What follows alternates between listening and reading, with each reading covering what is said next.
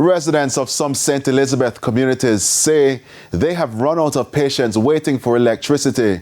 The frustrated residents say they want the commodity now. And as you'll hear in this report, Hurricane Melissa is still breaking records months after its passage.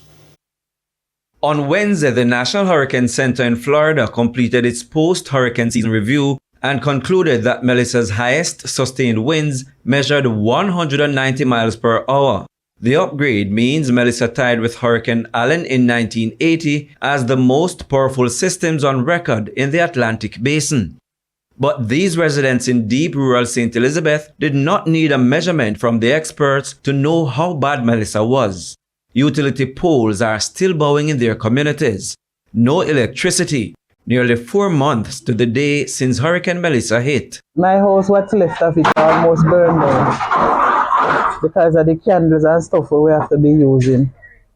But, you know, they came, the people that give out stuff, some of them get lights, I don't get any.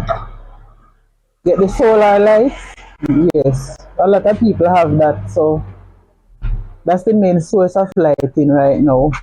Flashlights and phone lights, she explains, punctuate the dark nights like fireflies.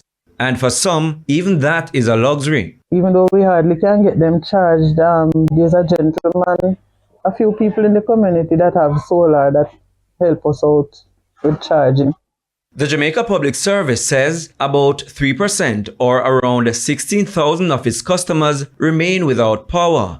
Significant progress 4 months on, but still not enough for these suffering residents in Pisgah, St. Elizabeth. We are out of patience now, you know. Yeah, man, we need the light because, you know, storing your food and stuff, it's very costly right now because we have to be throwing away food. We have to just buy what we need for the day. So it's a lot of stress, a lot of extra work. We buy an engine in about the gas. The gas will take time with them, man. The gas will burn out, so we have to fight on. Let me tell you something now. My money is spent on gas, sometimes it tends out if you demand. Sometimes I'll $20,000. But you enter fully tank and run it one night, you have to fully tomorrow again. The gas is very expensive. I cannot afford an engine because gas is too dear for me. And I'm not rich, so I have to buy ice, put it in the igloo, put my juice in it. Avoid selling anything else that has to go on fridge. Anything has to go on fridge, I don't sell. I used to sell ice cream and all those things. I don't sell them anymore.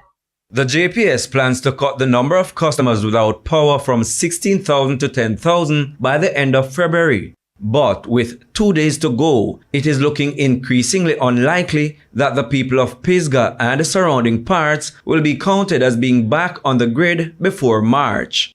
Pernce Moore, TVJ News.